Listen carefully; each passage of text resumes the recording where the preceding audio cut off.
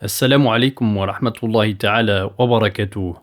Pour ce mois de Ramadan 1447, je vous propose une série spéciale nommée La Révélation dans l'Histoire.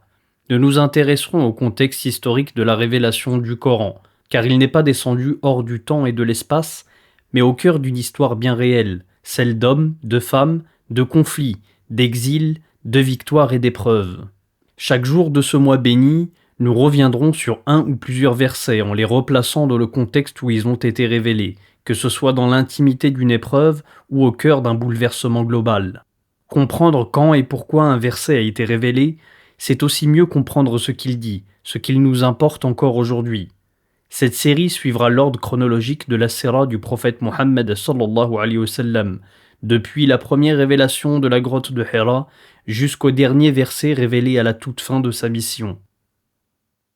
Pour ce premier épisode, nous aborderons l'histoire des 5 premiers versets de la sourate Al-Alaq, connus comme les tout premiers révélés au prophète Mohammed sallallahu alayhi wa sallam dans la fameuse grotte de Hira.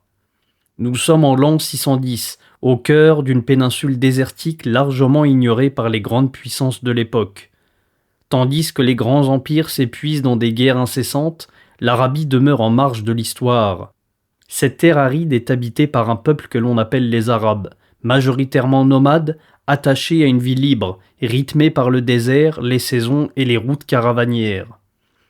Et c'est pourtant ici, loin des palais et des centres de pouvoir, que va se produire un événement sans précédent. Dans ces vallées brûlées par le soleil, pour la dernière fois dans l'histoire humaine, les paroles d'Allah vont être révélées, des paroles destinées à renverser le cours de l'histoire. Au 7e siècle, l'Arabie n'est pas un territoire unifié, mais un maillage complexe de clans et de tribus dont les guerres, les pactes et les alliances façonnent en permanence les équilibres locaux.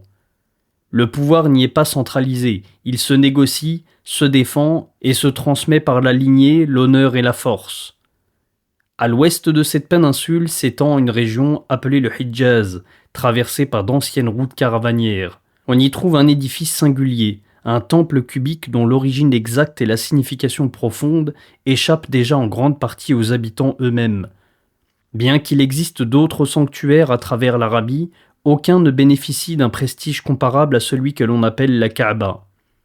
Chaque année, des tribus venues de toute la péninsule convergent vers ce sanctuaire pour y accomplir des rites ancestraux. La cité qui l'abrite, Mecca, est depuis plus d'un siècle sous le contrôle de la puissante tribu Quraysh. C'est en son sein que va naître un homme à la destinée exceptionnelle, un homme appelé à transformer non seulement l'Arabie, mais aussi le cours de l'histoire. Cet homme, c'est Mohammed, fils de Abdullah ibn Abd al-Muttalib et de Amina bint Wahb, issu du clan Quraysh des Banu Hashim. Il naît aux alentours de l'an 570 à Mecca et se retrouve très tôt orphelin, d'abord de son père puis de sa mère. Il est pris en charge successivement par son grand-père, puis par son oncle, et grandit sous la protection attentive de son clan, entouré des siens. Très jeune déjà, son comportement le distingue. À une époque où la tromperie, la corruption et l'impudeur sont monnaie courante, on lui reconnaît un caractère droit et irréprochable.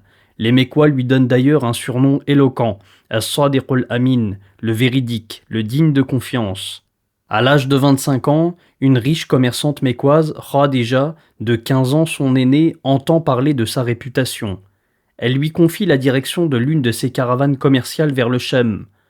À son retour, impressionnée par son intégrité et son comportement exemplaire, elle lui propose le mariage. Les années que Mohammed sallallahu alayhi wa sallam passe aux côtés de Khadija sont heureuses. Vers l'an 605, lors de la reconstruction de la Kaaba endommagée par des intempéries, une querelle tribale menace d'embraser la cité. Le jeune homme parvient alors à désamorcer le conflit en proposant une solution de compromis acceptée par tous, révélant déjà son sens de la justice et de la médiation. Mais à mesure qu'il approche de la quarantaine, un malaise grandit en lui. Il ne se reconnaît plus dans cette société qui a fait du culte un commerce, qui exploite les plus vulnérables et dont la morale s'est profondément dégradée. Progressivement, il prend ses distances, spirituellement autant que physiquement, avec ce monde qu'il réprouve. Il trouve refuge dans une grotte située non loin de Mecca, où il prend l'habitude de s'isoler pendant de longues périodes. Là, dans le silence et la solitude, il médite, contemple et cherche un sens plus profond à la présence de l'homme sur cette terre. Plus les années passent, plus un sentiment de gravité et de responsabilité s'impose à lui, sans qu'il n'en comprenne encore la nature. Son sommeil est troublé par des rêves véridiques qui se réalisent avec une précision troublante, jusqu'à ce mois de Ramadan de l'an 610 où, dans cette grotte, il reçoit une visite qui va bouleverser à jamais le cours de son existence. Les récits rapportent que c'est un lundi, durant le mois de Ramadan, alors que Mohammed sallallahu alayhi wa sallam se trouvait retiré dans la grotte de Hira, plongé dans la méditation, qu'il reçoit pour la première fois la visite de l'ange Jibril. Il lui apparaît soudainement et lui ordonne « Iqra, lis ». Saisi de stupeur, le prophète répond « Je ne sais pas lire ». Alors Jibril le saisit dans une étreinte d'une intensité telle qu'il dira plus tard « Toute force semblait me quitter ».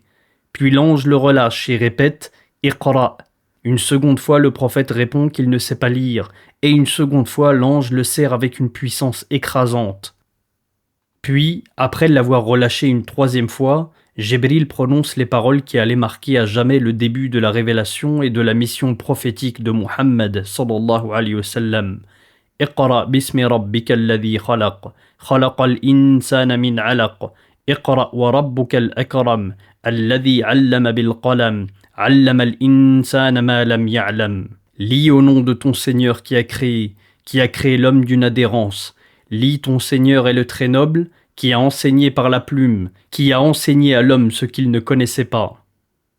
À l'issue de ces paroles, l'ange disparaît, laissant le prophète seul, encore bouleversé par ce qu'il vient de vivre. La première question qui s'impose est pourquoi l'ange Jibril a-t-il saisi le prophète avec une telle vigueur? Et la réponse est simple, il fallait que le prophète sallallahu alayhi wa sallam comprenne que ce qu'il vivait n'était pas le fruit de son imagination. La violence de l'étreinte et la peur qu'il ressent à cet instant ne laissent place à aucun doute. Ce geste est également hautement symbolique. Il arrache le prophète de son état de recueillement pour le faire basculer dans une réalité nouvelle, grave et lourde de responsabilité. Par cette étreinte, Jibril marque le début d'une mission qui dépassera l'homme lui-même. Analysons à présent le sens profond de ces versets. Allah débute cette révélation avec le terme « Iqra » qui peut se traduire par « lis » ou « récite ». Et c'est précisément cette ambiguïté volontaire qui explique la réponse du prophète « Je ne sais pas lire ». Il comprend l'injonction dans son sens littéral, mais Jibril ne lui demande pas de lire un texte écrit, il lui ordonne de réciter, de transmettre une parole qui lui sera inspirée directement par Dieu. Ainsi débute la révélation « Lis au nom de ton Seigneur qui a créé », une injonction à connaître, à comprendre, à transmettre, une invitation à l'apprentissage placée sous le signe du Créateur de toutes choses. Les versets font ensuite référence au qalam, la plume, symbole du savoir, de la mémoire et de la transmission. Dans une société largement fondée sur l'oralité, où la lecture et l'écriture demeurent marginales, cette référence constitue une véritable rupture.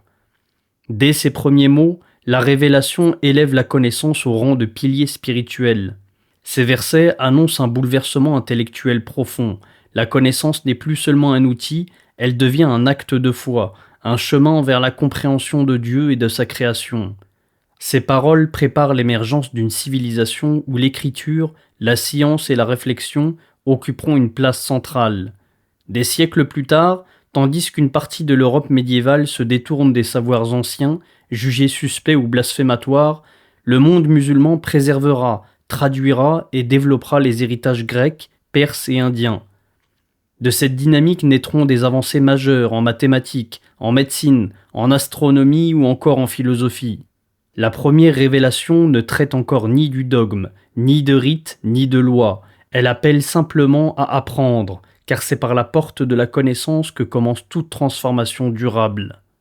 Mais à cet instant précis, le prophète sallallahu alayhi wa sallam est loin d'imaginer l'ampleur de ce qui vient de se produire.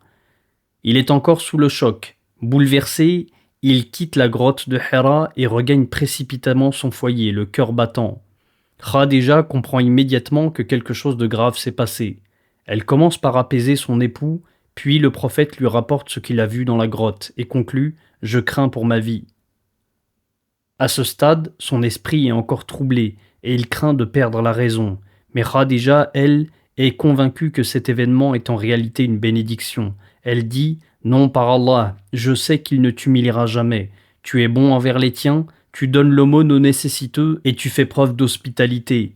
Ces paroles constituent le premier soutien adressé au prophète. Elles marquent aussi le rôle essentiel de Khadija, celui d'un refuge et d'un appui moral à un moment où le prophète en a le plus besoin, et elle le restera jusqu'à la fin de ses jours. Cette première rencontre avec le monde spirituel laisse le prophète dans un état de choc profond. Il lui faudra plusieurs semaines pour accepter ce qu'il a vu et entendu dans la grotte de Hira. Puis naîtra en lui une véritable soif d'en savoir plus, une soif intense qui s'exprimera par une véritable souffrance intérieure. Mais le moment n'est pas encore venu. Après l'épreuve de cette première rencontre, vient le temps du silence et du recueillement. Allah accorde à son prophète un délai, une pause nécessaire afin qu'il accueille, assimile et porte pleinement ce qui vient de lui être confié. La porte des cieux est désormais ouverte, et elle le restera 23 années durant. 23 années pendant lesquelles le prophète sallallahu alayhi wa sallam sera le réceptacle de la parole divine, chargé d'en transmettre chaque mot, chaque lettre, chaque son, sans ajout ni altération. La mission prophétique sera longue et jalonnée d'épreuves, de renoncements et de souffrances, mais aussi de joie, de miracles et de victoires. Quant à moi, je vous retrouve dès demain pour le prochain épisode de la révélation dans l'histoire, dans laquelle nous parlerons de la seconde révélation, celle qui marquera la fin du silence et la préparation à la mission prophétique. Wassalamu alaikum wa rahmatullahi ta'ala wa barakatuh.